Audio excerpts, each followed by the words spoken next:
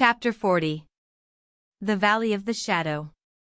When the first bitterness was over, the family accepted the inevitable, and tried to bear it cheerfully, helping one another by the increased affection which comes to bind households tenderly together in times of trouble. They put away their grief, and each did his or her part toward making that last year a happy one.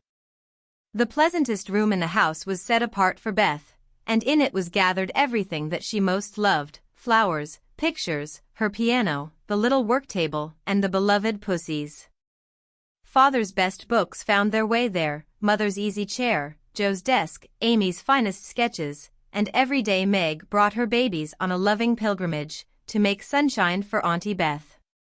John quietly set apart a little sum, that he might enjoy the pleasure of keeping the invalid supplied with the fruit she loved and longed for. Old Hannah never wearied of concocting dainty dishes to tempt a capricious appetite, dropping tears as she worked, and from across the sea came little gifts and cheerful letters, seeming to bring breaths of warmth and fragrance from lands that know no winter. Here, cherished like a household saint in its shrine, sat Beth, tranquil and busy as ever, for nothing could change the sweet, unselfish nature, and even while preparing to leave life, she tried to make it happier for those who should remain behind.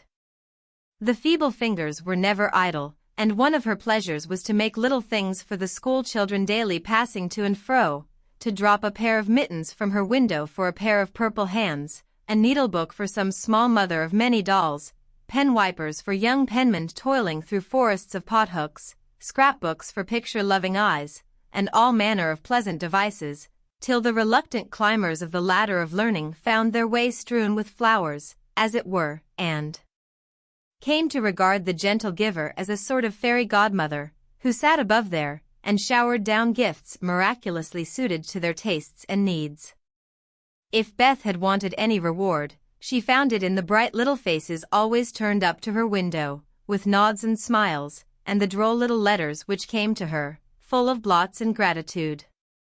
The first few months were very happy ones, and Beth often used to look round and say how beautiful this is, as they all sat together in her sunny room, the babies kicking and crowing on the floor, mother and sisters working near, and father reading, in his pleasant voice, from the wise old books which seemed rich in good and comfortable words, as applicable now as when written centuries ago, a little chapel, where a paternal priest taught his flock the hard lessons all must learn, trying to show them that hope can comfort love, and faith make resignation possible.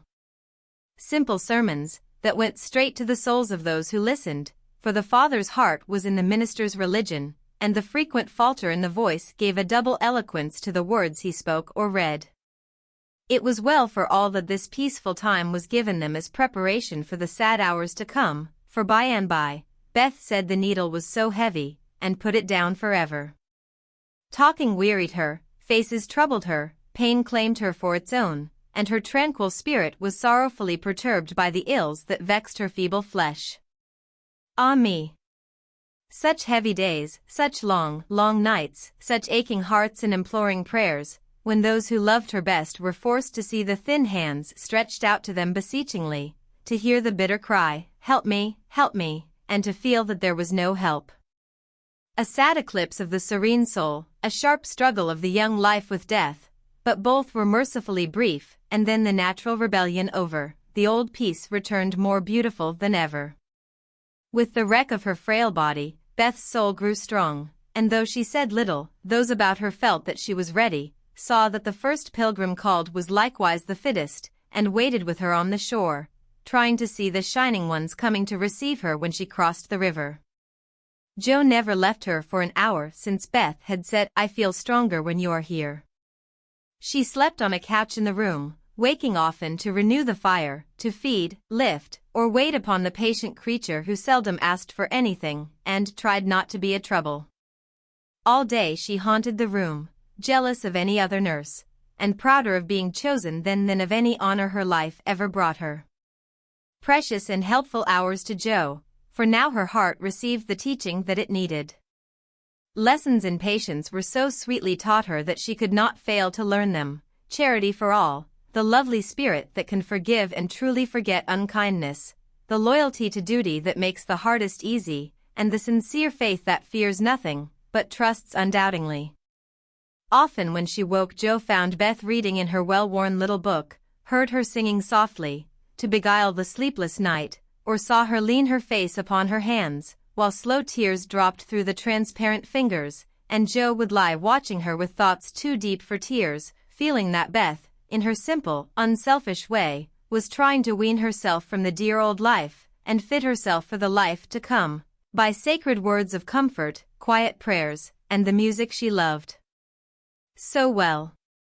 Seeing this did more for Jo than the wisest sermons, the saintliest hymns, the most fervent prayers that any voice could utter. For with eyes made clear by many tears, and a heart softened by the tenderest sorrow, she recognized the beauty of her sister's life, uneventful, unambitious, yet full of the genuine virtues which smell sweet, and blossom in the dust, the self-forgetfulness that makes the humblest on earth remembered soonest in heaven, the true success which is possible to all. One night when Beth looked among the books upon her table, to find something to make her forget the mortal weariness that was almost as hard to bear as pain, as she turned the leaves of her old favorite, Pilgrim's Progress, she found a little paper, scribbled over in Jo's hand. The name caught her eye, and the blurred look of the lines made her sure that tears had fallen on it. Poor Jo. She's fast asleep, so I won't wake her to ask leave. She shows me all her things, and I don't think she'll mind if I look at this, thought Beth, with a glance at her sister, who lay on the rug, with the tongs beside her, ready to wake up the minute the log fell apart. My Beth. Sitting patient in the shadow, till the blessed light shall come. A serene and saintly presence sanctifies our troubled home. Earthly joys and hopes and sorrows break like ripples on the strand of the deep and solemn river, where her willing feet now stand. O my sister, passing from me, out of human care and strife, leave me, as a gift, those virtues which have beautified your life. Dear, bequeath me that great patience which has power to sustain a cheerful, uncomplaining spirit in its prison house of pain. Give me, for I need it sorely, of that courage, wise and sweet, which has made the path of duty green beneath your willing feet. Give me that unselfish nature, that with charity divine can pardon wrong for love's dear sake. Meek heart, forgive me mine. Thus our parting daily losseth something of its bitter pain. And while learning this hard lesson, my great loss becomes my gain. For the touch of grief will render my wild nature more serene. Give to life new aspirations, a new trust in the unseen. Henceforth, safe across the river, I shall see forevermore a beloved household spirit waiting for me on the shore. Hope and faith, born of my sorrow, guardian angels shall become, and the sister gone before me by their hands shall lead me home.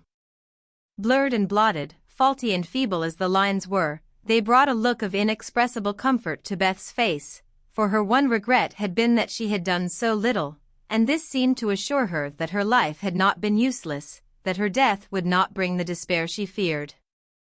As she sat with the paper folded between her hands, the charred log fell asunder. Jo started up, revived the blaze, and crept to the bedside, hoping Beth slept. Not asleep, but so happy, dear. See, I found this and read it. I knew you wouldn't care. Have I been all that to you, Jo? She asked, with wistful, humble earnestness. Oh, Beth, so much, and Jo's head went down upon the pillow beside her sister's. Then I don't feel as if I'd wasted my life. I'm not so good as you make me, but I have tried to do right. And now, when it's too late to begin even to do better, it's such a comfort to know that someone loves me so much, and feels as if I'd helped them more than anyone in the world, Beth. I used to think I couldn't let you go, but I'm learning to feel that I don't lose you, that you'll be more to me than ever, and death can't part us, though it seems to. I know it cannot, and I don't fear it any longer, for I'm sure I shall be your Beth still, to love and help you more than ever. You must take my place, Joe, and be everything to father and mother when I'm gone. They will turn to you, don't fail them, and if it's hard to work alone, remember that I don't forget you, and that you'll be happier in doing that than writing splendid books or seeing all the world, for love is the only thing that we can carry with us when we go, and it makes the end so easy. I'll try, Beth, and then and there Joe renounced her old ambition, pledged herself to a new and better one, acknowledging the poverty of other desires, and feeling the blessed solace of a belief in the immortality of love. So the spring days came and went, the sky grew clearer, the earth greener, the flowers were up fairly early, and the birds came back in time to say goodbye to Beth, who, like a tired but trustful child, clung to the hands that had led her all her life, as father and mother guided her tenderly through the valley of the shadow, and gave her up to God. Seldom except in books do the dying utter memorable words, see visions, or depart with beatified countenances, and those who have sped many parting souls know that to most the end comes as naturally and simply as sleep. As Beth had hoped, the tide went out easily, and in the dark hour before dawn, on the bosom where she had drawn her first breath, she quietly drew her last, with no farewell but one loving look, one little sigh. With tears and prayers in tender hands, mother and sisters made her ready for the long sleep that pain would never mar again, seeing with grateful eyes the beautiful serenity that soon replaced the pathetic patience that had wrung their hearts so long, and feeling with reverent joy that to their darling death was a benignant angel, not a phantom full of dread. When morning came, for the first time in many months the fire was out, Joe's place was empty, and the room was very still. But a bird sang blithely on a budding bough, close by, the snowdrops blossomed freshly at the window, and the spring sunshine streamed in like a benediction over the placid face upon the pillow, a face so full of painless peace that those who loved it best smiled through their tears, and thanked God that Beth was well at last.